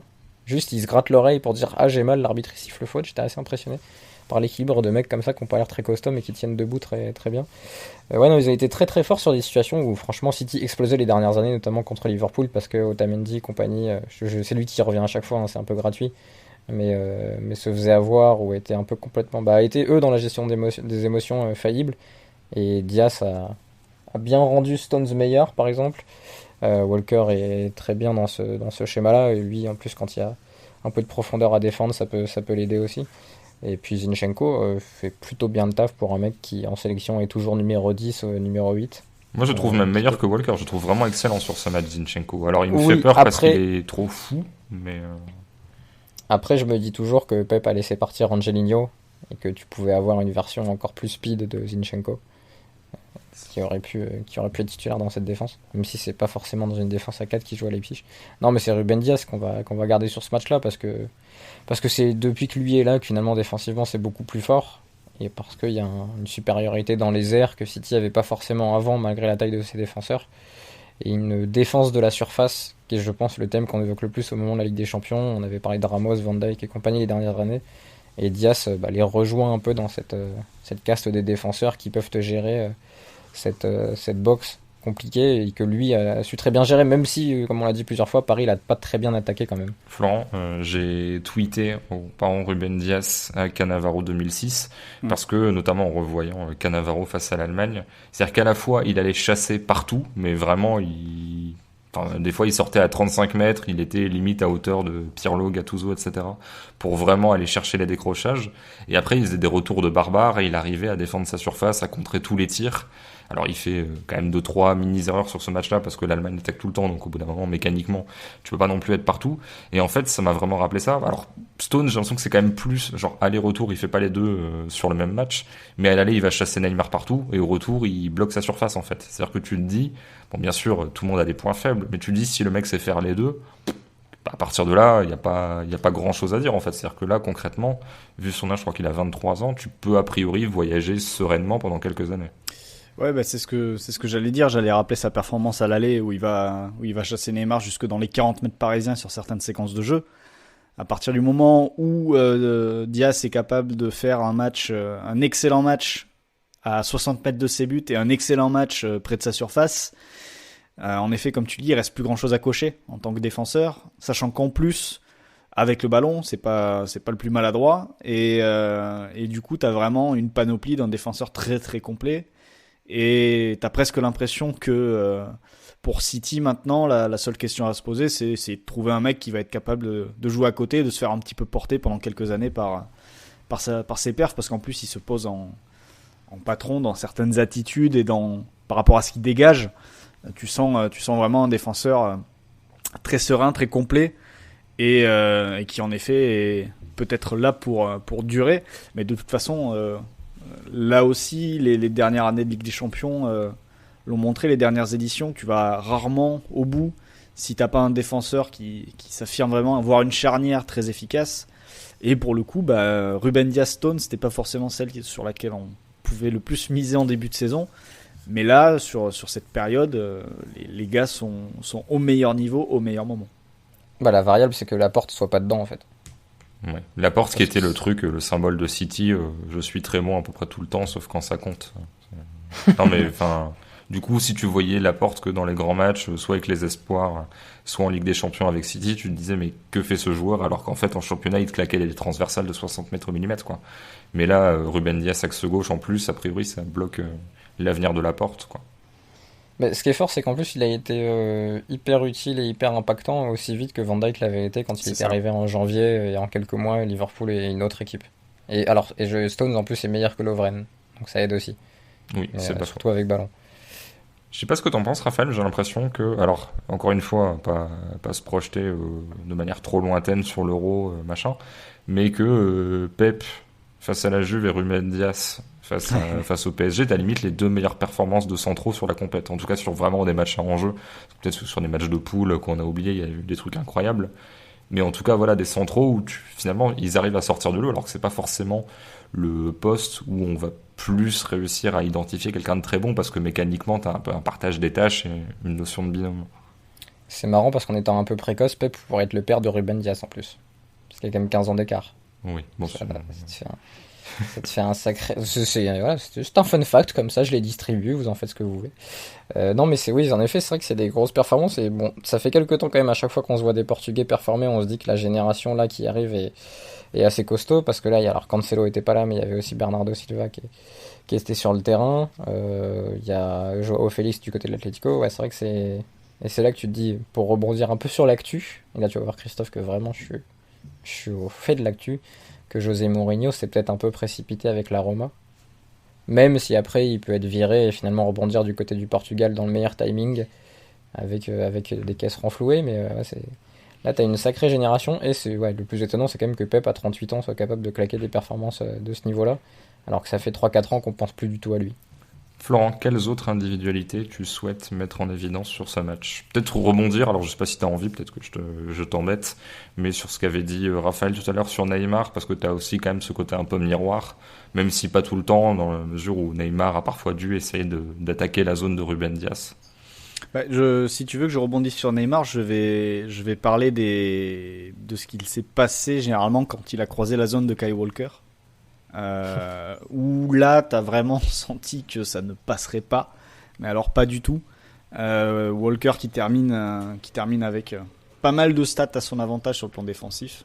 6 tacles tentés, 6 tacles réussis, 3 interceptions, 3 dégagements, 2 contres et aucune faute, et 3 duels aériens gagnés. Voilà, pour compléter la perf défensive. Mais c'est vrai que les duels entre Neymar et Walker symbolisent un petit peu l'impuissance de Paris face à la ligne défensive de City, tout simplement. Parce qu'en effet, tu trouvais des décalages, tu trouvais Neymar entre les lignes, mais derrière, il se passait rien, et notamment parce que tu avais des retours assez impressionnants de Walker qui, dès qu'il était au contact, c'était terminé, quoi, l'action. Et ça permet un peu d'évoquer ce que disait déjà Raphaël tout à l'heure sur Neymar, le côté absence de deuxième vitesse, absence de coup de rein. Alors je pense en partie dû au terrain en première mi-temps, et sans doute dû aussi à ses limites et à sa condition physique sur la deuxième période, quoi. Là, je suis en train de regarder à qui Neymar a fait le plus de passes, savoir s'il avait un petit peu échangé avec ses compères, mais il n'y a rien d'incroyable qui ressort. Il n'a pas fait tellement de passes. Là où le mec qui trouve le plus, c'est Verratti, 10 passes. T'en as 7 vers Di Maria, 5 vers Herrera. Bien sûr, je cherche évidemment la colonne vers Icardi, mais c'est 1 quand même. Icardi qui touche le plus de ballons de la part de Paredes avec 2. Voilà. Raphaël, pour reprendre ce que tu disais sur Neymar, est-ce qu'il y a encore des choses à dire finalement? Parce que c'est le théorème quand même qui se vérifie assez souvent le meilleur joueur sur le terrain suffit à gagner le match, même si bon, si tu mets Messi jouer à Lille, Lille ne gagnera pas la Ligue des Champions, mais voilà, il y a toujours ce truc-là, et là il fait pas la différence, alors que la saison dernière, c'est quand même beaucoup lui qui aide Paris à être très bon. Ouais, après je suis quand même assez vite saoulé pas forcément par Neymar lui-même, mais par ce qu'il propose dans ce genre de match-là, mais en même temps, j'ai pas envie non plus de m'enthousiasmer sur ce qu'il avait fait contre l'Atalanta où il réussit ses 16 dribbles, je crois, ce jour-là. Et de l'autre côté, lui tomber dessus dans un match comme ça où il les réussit pas, parce que tu lui demandes ça en fait. Donc soit il les réussit et c'est génial parce que ça passe, mais c'est la même idée de jeu. C'est-à-dire qu'il faut qu'il fasse des différences individuelles dans la zone où il est trouvé sur le terrain, qui est hyper variable. En deuxième mi-temps notamment, il est trouvé très bas, il rate pas mal de dribbles. Soit il les réussit et c'est génial et très bien, l'équipe a avancé. Là, c'est le match où il a pas réussi parce que peut-être qu'il tombe sur des joueurs qui sont plus forts dans ces situations-là pour défendre et puis qui sont pas dans les mêmes principes défensifs que l'Atalanta où t'étais en indiv et dès que t'éliminais un joueur, forcément t'étais lancé, tu pouvais en éliminer d'autres. Là, c'est quand même hyper différent. Mais par contre, pour élargir un peu le sujet et parler de cette campagne européenne du PSG qui est quand même belle et qui, sur les matchs contre le Bayern et le Barça, a procuré pas mal d'émotions et des grandes performances individuelles. Ce qui est dommage, c'est que c'est difficile d'être optimiste malgré cette demi-finale. C'est-à-dire que c'est difficile d'être optimiste parce que, je vais pas parler des situations contractuelles de chacun, mais t'as beaucoup de joueurs qui sont soit à leur pic, soit qui sont plutôt sur la pente descendante. Di Maria, Florenzi il sera plus là. Kylian Navas est encore bien performant. Ander Herrera plutôt sur la fin. Draxler, ça fait, il a que 27 ans, mais ça fait quelques temps que le PSG ne calcule plus. Sarabia a disparu des matchs importants. T'as pas de latéraux gauche de haut niveau à part Bernat qui va revenir d'une grosse blessure. T'as pas de latéraux droit. T'as Paredes et Verratti qui sont là, c'est très bien. T'as Neymar qui physiquement est dans une condition hyper aléatoire et qui pareil en termes de blessure est pas très fiable. T'as Mbappé là qui va revenir et dont la situation contractuelle est toujours pas résolue. Et tu vois, autant il y a des épopées ou des demi-épopées où tu te dis ça c'est le début de quelque chose, un peu comme l'avait dit Klopp à un moment sur Liverpool, même malgré la finale perdue, où tu te dis en effet qu'il y a des choses à chercher avec le même effectif. Autant tu dis que ce PSG là, c'est difficile finalement dans les 1, 2, 3 ans de compter le nombre de joueurs qui seront encore présents et performants dans cette équipe.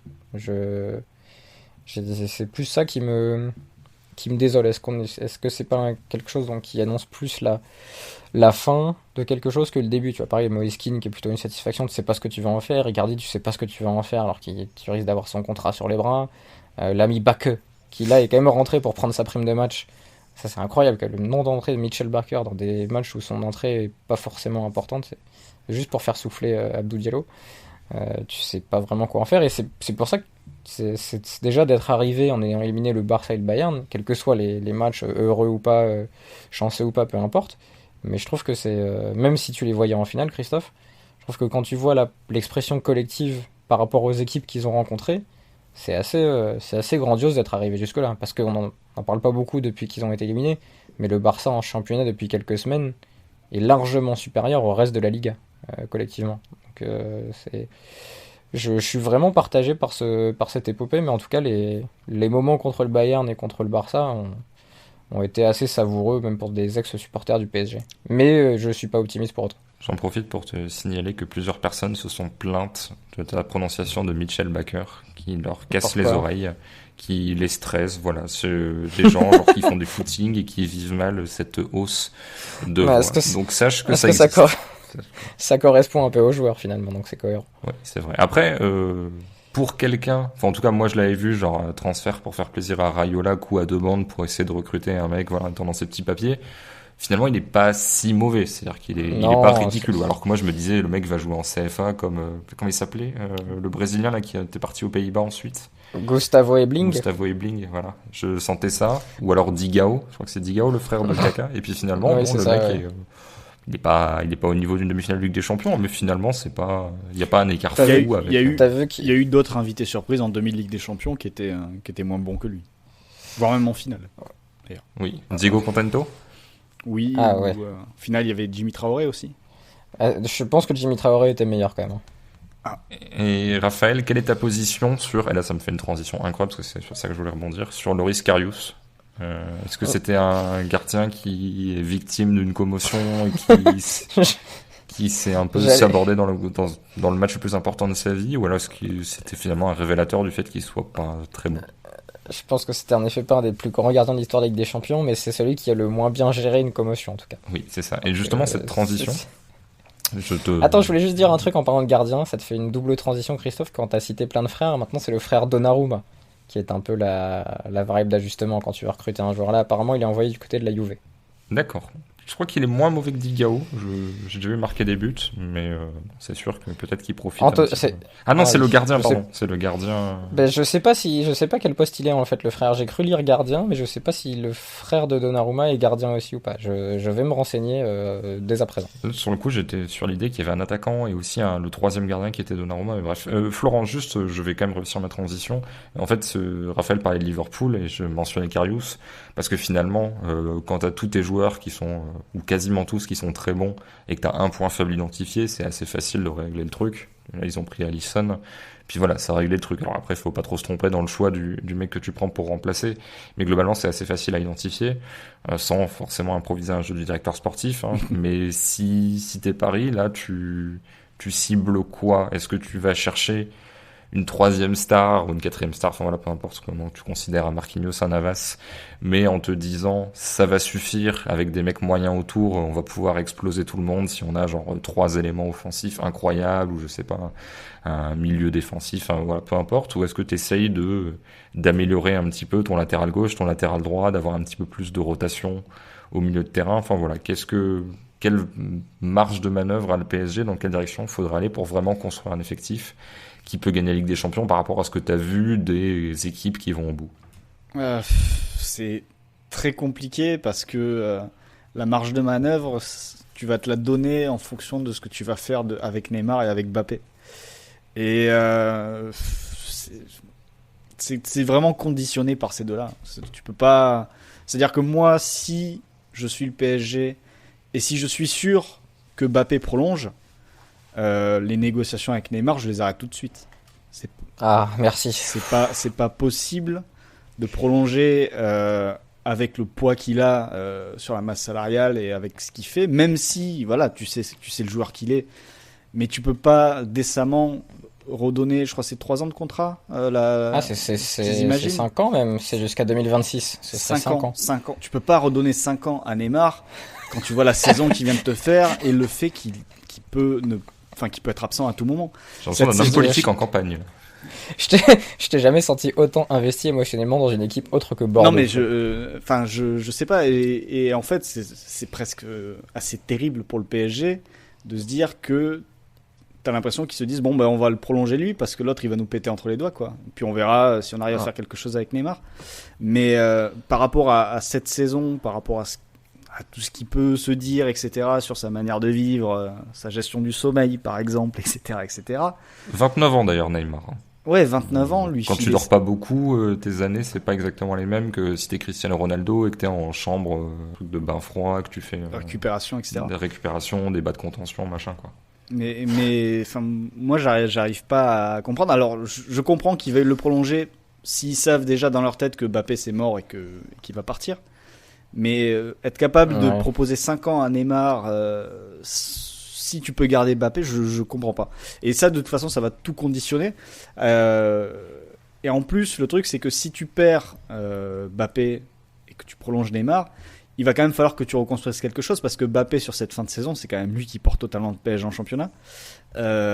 Si t'as pas Mbappé, t'as plus aucune profondeur dans cette équipe. Hein. Quand Neymar n'a pas de joueur qui attaque la profondeur, dans sa condition actuelle, je vois... À part dribbler 4 joueurs et frapper des 25 mètres, je vois pas ce qu'il peut faire. C'est ça. Et du coup, c'est un vrai chantier. C'est impossible d'imaginer ce qu'ils peuvent faire d'autre sans régler la situation de ces deux-là, quoi. Voilà.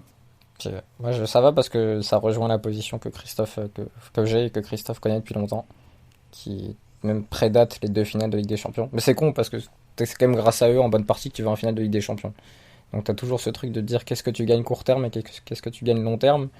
Mais j'ai l'impression que c'est un peu ce que tu disais sur Mbappé et Neymar, Flo, c'est un peu ce qu'a vécu OKC quand Durant part et que derrière ils disent Durant est parti, le salopard, maintenant c'est Westbrook notre grosse star et on va lui filer je sais pas combien d'années de contrat et tant pis si on sait pas trop si on va gagner avec lui et qu'il a un contrat impossible à échanger. C'est vrai qu'il y a un petit parallèle, c'est vrai. J'ai l'impression que ça va être un peu ça. Le marché parisien est plus gros quand même. Et par contre, si tu veux élargir au-delà du cas de ces deux-là, derrière, tu as une charnière, tu peux la garder 5-6 ans encore, il n'y aura pas de souci, Marquinhos Kimpembe. Même si Kimpembe, malheureusement pour lui, il y a ce mur où la balle passe dans le trou qu'il crée en fait en sautant. T'as quand même Bernat quand il va revenir de blessure à gauche, t'es quand même paré, sachant qu'en plus t'as le nombre derrière pour doubler le poste. Florenzi c'est qu'un prêt, est-ce que tu vas pouvoir régler quelque chose à droite à sa place? Au milieu de terrain entre Paredes, Verratti, Herrera, je veux dire Paredes, Verratti, t'as tes titulaires et t'as quand même une certaine variété de profils qui te permet d'avoir pas mal de choses. Gay comme 3e milieu dans un match de Ligue des Champions, c'est correct. Par exemple, jusqu'à ce qu'il se fasse retourner. Voilà, il faut qu'il sorte à la 78e, parce qu'après il en peut plus. Mais vraiment, tu as ce souci-là avec les deux devant où il va falloir régler quelque chose. Si tu arrives à avoir les deux sur une saison complète à 100%, merveilleux. Mais ces histoires de prolongation-là, ça va tout conditionner, c'est certain. En fait, c'est compliqué parce que t'as envie de construire un truc durable et un peu un collectif comme l'a fait City, comme l'a fait Liverpool, comme l'ont fait d'autres équipes ces dernières années en Ligue des Champions, dans un système assez égalitaire. Et parfois du côté de City, ça peut te mettre en danger parce que dans des matchs compliqués où il faut improviser, t'es moins capable de le faire que ne pouvaient le faire ou que ne peuvent le faire Mbappé, Neymar et Di Maria par exemple, voire Verratti, Paredes. Mais là t'as quand même senti l'écart collectif entre City et le PSG et c'est normal quand ça fait quelques années que Guardiola est là et du côté du PSG quand tu as changé beaucoup de choses en quelques années et que t'as jamais réussi à construire quelque chose de collectif. Mais on le voit je pense que c'est lié aussi à ce que réclament les supporters ces derniers temps, les connexions avec les clubs. C'était cette idée quand même de pas séparer les plus forts, les plus riches des autres. Et là, c'est un peu pareil au PSG. Ce serait là, t'as un peu une équipe dans l'équipe. Et c'est pour ça d'ailleurs que parfois t'as un écart trop grand entre les 2-3 meilleurs joueurs du 11 et les 2-3 les plus faibles. Et l'écart, à City, il est beaucoup plus faible, l'écart. Je pense qu'à City, il y a tous les joueurs qui sont entre 6,5 et 8. Et au PSG, selon les matchs, t'es entre des mecs qui sont à 9, 9,5 Il y a des mecs qui sont à 3-4 pour le niveau Ligue des Champions, je parle. C'est-à-dire que si tu nous mets au 5 avec les joueurs les plus faibles du PSG, on finit en attaque cardiaque. Mais sur ces niveaux-là de compétition, t'as quand même des joueurs qui sont problématiques dans cet effectif. Et tu le vois quand Pochettino fait appel au banc ce soir. C'est très très compliqué. On le découvre pas aujourd'hui, mais tu vois que c'est très très compliqué. Et ça, c'est quand même dommageable. Donc je suis plutôt dans l'idée de construire un collectif, mais je peux comprendre qu'avoir Mbappé, Neymar et faire des choses en Coupe d'Europe sur leur performance individuelle, ça peut faire rêver aussi, et ça a des enjeux autres que sportifs qui après nous concernent moins. Même si c'est vrai qu'il y a un truc, alors je suis d'accord à la profondeur de banc, etc. Il y a le problème de pas avoir su. Alors est-ce que c'est la faute de l'environnement ou type rien, les mecs sont à Paris, ils s'enflamment un peu. Est-ce que c'est le coach? Est-ce que c'est on va dire le contexte général? Parce que nous on analyse ça que sur le plan sportif. Le fait de prendre Neymar pour la marque Paris Saint-Germain, pour le soft power, etc. Ça génère quand même beaucoup de choses. Donc voilà, il y a toutes ces logiques là aussi. Mais c'est vrai que quand je vois le banc, alors peut-être que je surévalue certains. Mais je me dis, si tu prends le niveau maximum de Kurzawa, de Sarabia, Kerrer non, de Rafinha, donc on a un peu oublié, de Draxler, là aussi ça fait longtemps, de Keane. Enfin, je me dis que globalement, si parmi ceux-là, ou la moitié tu les as plus ou moins perdus, si t'en avais quelques-uns qui étaient vraiment à leur top niveau, ça changerait peut-être la donne. Alors après, par exemple, Kurzawa, je pense que c'est compliqué, mais typiquement, tu vois, ça m'embête un peu. Un Rafinha, par exemple, qui était très intéressant au milieu de saison, je trouve ça un peu dommage que maintenant il ait plus aucune chance d'être dans le 11. Je sais pas si c'est sa faute, si c'est le coach, si finalement il avait pas le niveau pour ça, mais je me dis il y a quand même un univers où peut-être que, alors est-ce que c'est plus facile à faire sans une des deux stars, je sais pas, mais où tu peux un peu mieux construire ton effectif, avoir peut-être des principes de jeu un petit peu plus forts avec ballon, et où du coup c'est plus facile finalement d'insérer certaines pièces parce que les principes sont très très forts et très acquis. Ouais, tu l'as dit, l'autre pan aussi, c'est comment tu construis ton projet de jeu et quels sont tes principes collectifs pour justement faire en sorte que non seulement Mbappé et Neymar soient bien, mais aussi Draxler. Bon, après, il y a des problèmes personnels de chacun, mais Draxler, Sarabia, qui était très bon sur sa dernière année à Séville et qui au PSG a beaucoup plus de mal, tous ces joueurs-là. Et c'est vrai que c'est ce que Guardiola arrive à faire à City, même si chaque joueur a ses hauts et ses bas. Mais de se dire qu'à tout moment, quand tu fais jouer Sterling, Jesus, Foden, Mahrez, De Bruyne, Bernardo Silva, chacun d'entre eux peut être performant. Alors c'est un effectif extrêmement riche et un peu historique, mais et d'autres équipes ont le même problème. Quand tu vas à Liverpool, quand on sort un des trois de devant, c'est plus compliqué, même si Jota a fait du bien. Mais je pense que le manque de fil conducteur collectif au PSG depuis quelques années empêche aussi les mecs moins doués de performer, et pour ne pas révéler un contenu qui sera bientôt sur Copa Arena. Mais on a parlé à quelqu'un qui a bien connu notamment Marcelo Bielsa et qui nous disait quand même que c'est plus simple d'être performant quand tu sais vraiment ce que tu dois faire et ce que tu peux faire dans une équipe. Et je pense qu'au PSG, cette donnée-là, elle est quand même pas facile à gérer pour beaucoup de joueurs. Oui, bon, on l'a révélé sur les réseaux. C'est Jérémy Morel qu'on a eu tout à l'heure. Moi, toi, c'est ton deuxième podcast du jour. Moi, c'est le troisième. Donc, on est vraiment sur une journée très thématisée. Il y en a un, et t'en fais un quatrième demain, Christophe. Absolument. Et j'en fais même deux demain. J'en ai un autre pour Copa Arena, un projet de jeu. Il y a une bulle, quand même. Il y a une bulle financière. Absolument.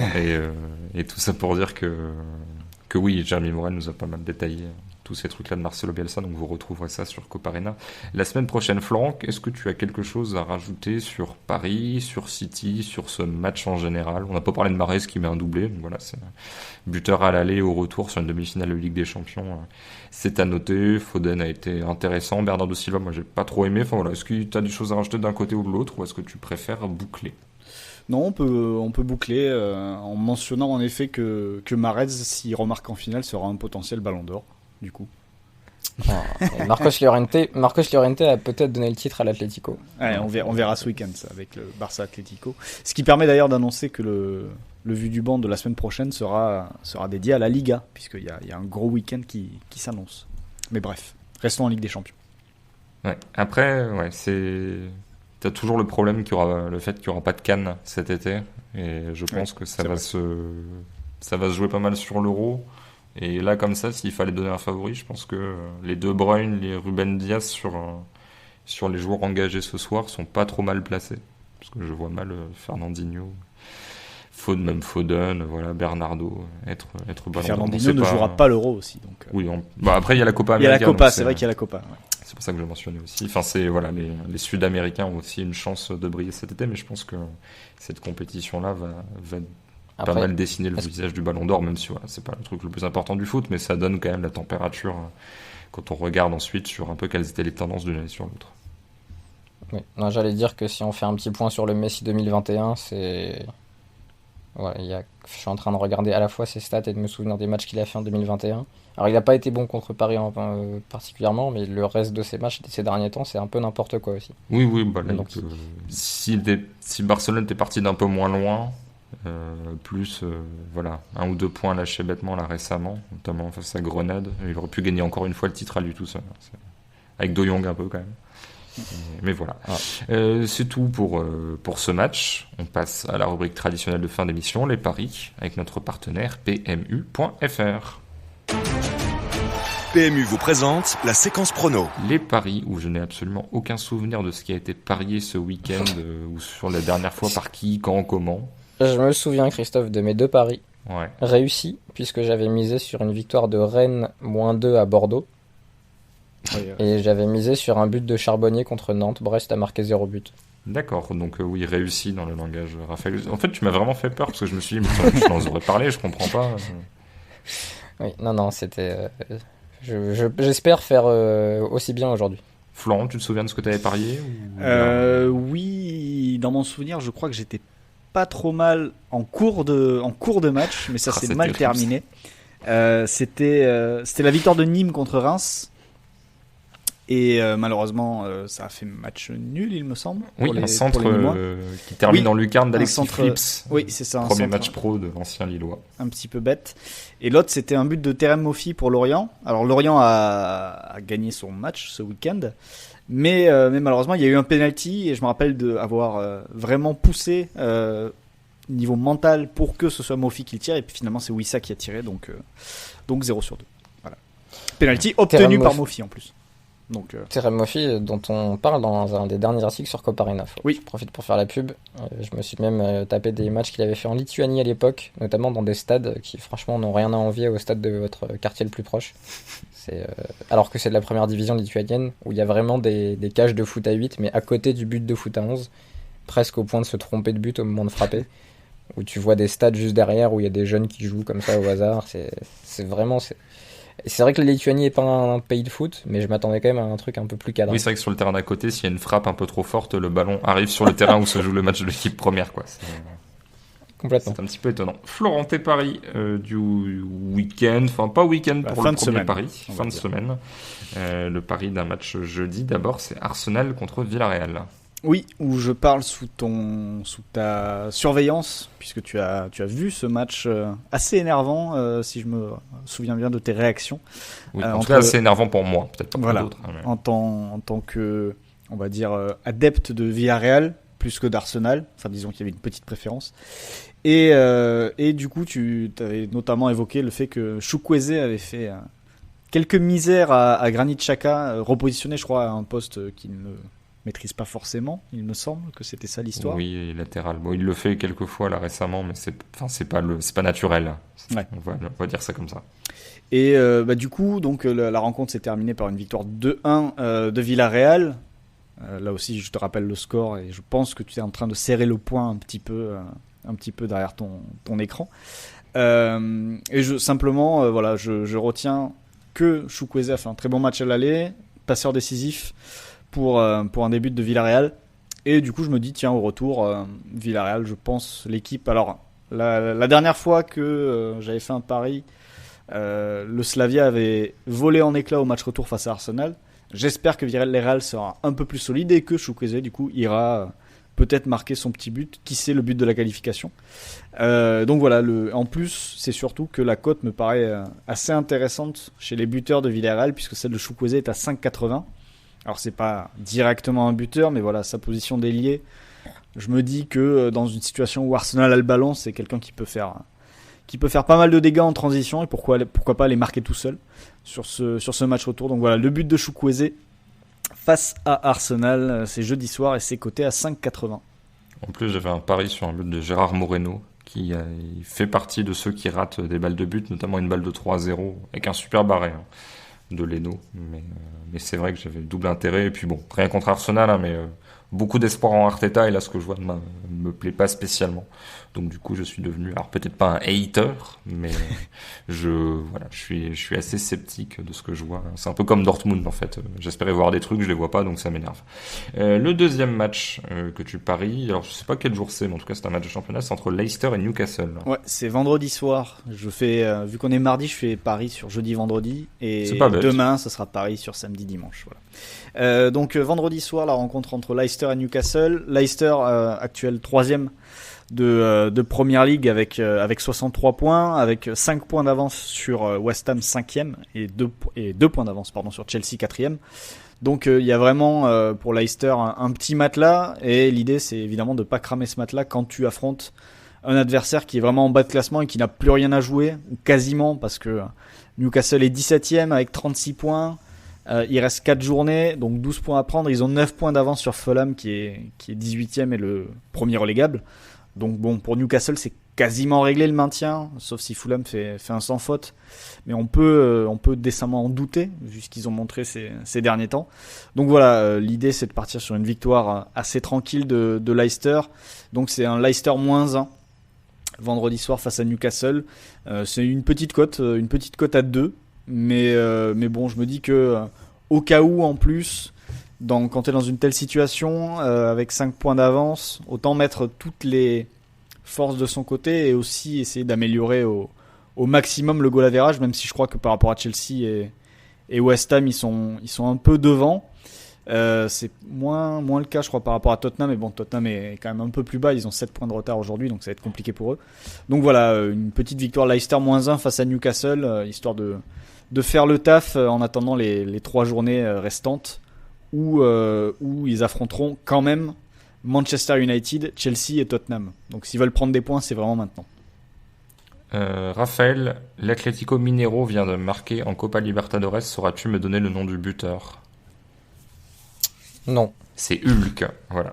Je te signale que Hulk joue toujours au foot et qu'il n'a que 34 ans et qu'il est annoncé sur Soccerway à 1m79, 95 kg. Je pense que c'est peut-être un petit peu excessif malgré tout. Tes paris, il y a notamment le derby du Nord, qui est vraiment l'événement ici sur lequel je bosse pas mal, notamment pour la Voix du Nord, et sur lequel tu as un pari. Ouais, avant de me pencher sur mes paris, je profite de ton annonce sur Hulk, sa taille et son poids, que Icardi est noté sur Ouscorn. Enfin, et en tout cas considéré à 1m82 et 75 kg. Non. Oui, non. Non. Je sais pas de quand ça date, mais ça date. Je pense qu'il y a eu évolution depuis. Oui, Lens-Lille, que tu traiteras dans le podcast de la Voix du Nord. Oui, notamment, oui, absolument. Je conseille d'aller écouter la voix suave de Christophe qui évoque les 2 clubs du Nord. Lens-Lille, oui, le match décisif dans la course au titre pour les Lillois, décisif pour les Lensois dans la course à la Ligue Europa. Ce serait la première compète européenne pour Lens depuis... Christophe, je ne sais. C'est un quiz où j'ai pas la réponse, hein. C'est mes quiz préférés. Depuis qu'ils ont joué à Arsenal, etc. Après le titre de champion, je pense. Ils n'ont pas fait une coupe de l'UEFA derrière avec les Hilton et compagnie, avec Francis Gillot. Le problème, c'est que tu me poses des cols sur les trucs que je suis censé savoir, donc du coup après je me ridiculise. Donc, c'est-à-dire si j'ai bon, on trouve ça normal. Et si je me paume, peut-être qu'ils ont fait une... Ouais, c'est vrai que les Francis Gillot, ils étaient toujours bien classés. Leur dernière coupe de l'UEFA, c'était en 2007-2008. Mais en vrai, en plus, c'est vrai que Daniel Cousin est leur meilleur buteur européen. Donc oui... c'est l'année de leur descente en plus. Donc oui, Daniel Cousin, il y avait qui? Il y avait Utaka. Aruna Dindan, sans doute aussi. Enfin voilà, c'est pas là. Oui, effectivement, j'avais... je pense Ligue des Champions. Oui, Jussier, très, très bon joueur. C'est l'exigence comme ça, c'est uniquement avec les grands, hein, Christophe. Donc, c'est un compliment. Hein, c'est sûr qu'on n'en demande pas trop au cheval de trait, hein. Je comprends. D'accord, je pensais que tu allais m'attaquer directement, tu as préféré être implicite. Lens-Lille, donc je pars sur un nul à 3,50, parce que les 2 équipes ont des objectifs. Parce que j'étais parti pour miser sur victoire de Lens, et je me dis que c'est un peu trop, et que Lille est quand même capable de revenir si ça tourne mal. Comme ils l'ont fait à plusieurs reprises ces derniers temps, en renversant Lyon, en revenant au score contre Montpellier en fin de match. Nul à 3,50 à Bollaert entre les 2 équipes. Sachant que le PSG joue Rennes dans le même temps, donc ça condamnerait pas forcément Lille selon le résultat du PSG. En revanche, si le PSG gagne, je pense que derrière c'est terminé. Ils enchaîneront par 2 victoires vu leur calendrier plutôt aisé en fin de saison. Voilà, nul à 3,50 entre ces deux équipes. Je pense d'ailleurs que j'espère que ce sera un match hyper agréable à voir parce qu'en général Lens donne des matchs plutôt sympas. Lille ces derniers temps se remet à donner des matchs plutôt sympas. J'espère que ce sera peut-être un des meilleurs matchs de la saison de Ligue 1 d'ailleurs. Je sais pas. Enfin, en fait, vraie question. J'en parlais avec les supporters là pour un sujet AFP cet après-midi. Il y a le truc, et j'en parle aussi, un podcast lillois, enfin bref. Tout le monde en parle du côté, s'il y a match nul à la 60e, 65e, 55e, 70e, enfin bref, est-ce que Lens va vraiment essayer de chercher à gagner? Ou est-ce que se dire, bon, un match nul, ça nous laisse quand même des chances pour se qualifier, sachant que la Ligue Europa sera dans tous les cas dur à chercher, parce que tu joues notamment Monaco sur la dernière journée, et en gros d'avoir le truc, on fait chier Lille en fait. Je sais pas à quel point Lens peut essayer de verrouiller, alors pas au coup d'envoi, hein, mais de se dire, bon, on ne va pas forcément aller chercher la victoire, parce que vis-à-vis des supporters, être l'équipe qui empêche Lille d'être sacrée championne, vu que les 2 derniers matchs, c'est Saint-Etienne et Angers, a priori sur le papier, t'as quand même de bonnes chances de gagner. Je sais qu'à Lens, en tout cas, les supporters sont vraiment sur cette idée-là, quoi. En tout cas, ne perdez pas. Il y a aussi quelque chose, c'est que Lens à l'aller, c'était un match charnière pour eux parce qu'ils avaient pris une volée face à Lille où ils s'étaient fait avoir parce que leur approche à l'époque, leur plan A, c'était quelque chose qui allait très bien au style de jeu lillois. Et depuis, justement, les Lensois ont un petit peu, pas forcément totalement rectifié le tir, mais ce match-là leur a permis de régler pas mal de soucis et de s'adapter un petit peu à certaines situations. Et du coup, je me dis qu'ils vont pas non plus attaquer ce match tambour battant comme ils avaient pu le faire à l'aller où ils s'étaient livrés et puis Lille s'était régalé en contre, quoi. En transition. Oui, c'est vrai que ça allait presser. Et puis, d'ailleurs, tu vois les stades de pression. Kakuta et Sotoka ont genre cumulé, je sais pas, 5 pressions réussies sur 50, alors que David en a une dizaine. Enfin bref, Renato Sanchez notamment les avait assez facilement dribblés. Et là, je pense que depuis quelques temps, on voit que Lens tient en infériorité numérique quand il faut, notamment contre Nîmes. Donc cette équipe peut maîtriser le bloc médian, le bloc bas. Donc à voir, mais en tout cas, il y aura de l'enjeu. Et rien que ça, j'en ai parlé un petit peu, indirectement, à des gens qui suivent bien le sujet, ce sera sans doute le derby le plus important de l'histoire, hormis une finale de Coupe de France en 48. Donc vraiment un match marquant, quoi. Ouais, on n'était pas là pour faire un épisode à l'époque. Non. C'était nos ancêtres, c'était Marcel Cosmidis. Enfin, c'est plutôt Kyriakos. Ton deuxième pari, Barça Atlético. T'as réussi à quand même citer un des pires Grecs de l'histoire de Liverpool, un des seuls Grecs d'ailleurs de l'histoire de Liverpool, Kyriakos. Alors que je cherchais un prénom et que du coup j'ai donné le premier nom qui m'est venu, c'est le nom d'un Grec, d'un défenseur et un nom de famille. Après, c'est aussi un prénom parce que c'est le prénom d'un des Papadopoulos, je crois. Kyriakos Papadopoulos. Oui, c'est au départ c'est à lui que je pensais, mais effectivement. Bref. Avec sa tête de le géant à tête de bébé. C'est ça. Il a une tête très ronde, oui. Le Jean-René Godard de Grèce. Pardon, je suis en train de perdre mon pari. C'était Barça Atlético. Pardon, j'étais même sur la fiche du Real Atlético de décembre dernier pour argumenter, c'est dire à quel point je prends au sérieux un truc que j'avais de toute façon foiré. 0 but marqué pour l'Atlético à 2,60 sur l'ensemble du match. Ils avaient marqué 0 but d'ailleurs quand ils étaient allés jouer le Real au stade Di Stefano, le stade d'entraînement, en tirant 5 fois. Alors, on n'était pas aussi proche de la fin de saison, c'était en décembre, on savait pas encore vraiment qui serait encore là à la fin du chemin, mais bon, on connaît les réflexes de Simeone dans ces matchs-là. Il est capable de changer certaines choses, mais bon, il va pas aller chercher à emballer le match, à faire des folies, à faire un match de transition avec un match à 15 tirs contre 15, il va plutôt viser le match à 6 tirs contre 5. Et c'est pour ça que je mise sur un 0 but pour l'Atlético, sachant que le Barça est... Alors que Flo vient d'envoyer une photo du géant à la tête de bébé. Ça correspond très bien quand même. Non, arrête Flo, s'il te plaît, c'est en train de me perturber. Donc voilà, je vois une victoire du Barça, je suis pas sûr que ça va être le cas, et ça se trouve ce sera un match d'une 0-0 terrible. Mais en tout cas, de l'Atlético qui marque pas, ça me semble assez probable. Stop Flo, c'est trop. Voilà, 0 but pour l'Atlético, 2,60. Alors je suis... Non mais les dernières sont retouchées, c'est pas possible. Je suis un petit peu perturbé par ces envois. Florent, on se retrouve demain du coup. Oui. On va arriver. Oui, on se retrouve demain après, évidemment après la deuxième demi-finale entre Chelsea et le Real Madrid, et on pourra en plus se projeter un petit peu sur sur la finale à venir. Et pour anticiper un petit peu, comme je disais tout à l'heure, le podcast suivant, ce sera lundi, sans doute dans la journée de lundi, puisqu'il y a quand même un sacré week-end qui nous attend en Espagne, avec le Barça Atlético samedi soir et le Real Séville dimanche. Alors Séville a perdu gros cette semaine en s'inclinant à domicile face à l'Athletic Bilbao lors du dernier match, enfin du match en retard de la dernière journée de Liga. Mais bon, ils peuvent toujours aller poser des problèmes au Real, donc on aura 2 très beaux matchs sans doute à débriefer, même si, comme le dit Raph, le Barça Atlético sera peut-être plus fermé que ce qu'on espère. Et donc en attendant la demi-finale, l'autre demi-finale entre Chelsea et le Real, ça sera à la même heure demain, donc là il est 1h du matin, donc ça sera pareil, ça sortira vers 2-3h du matin, heure française, demain. On espère que vous avez apprécié cet épisode, que vous êtes d'aussi bonne humeur que nous, malgré la défaite, l'élimination pour tous les supporters parisiens qui nous écoutent. Et puis rendez-vous demain du coup, pour cette deuxième demi-finale, savoir quelle sera l'affiche de la finale. À bientôt. Salut. Ciao. Cordialement. J'ai les larmes aux yeux, quoi. Vous avez tout compris grâce à ce podcast. C'est le moment de parier sur PMU.fr. PMU, que les meilleurs gagnent.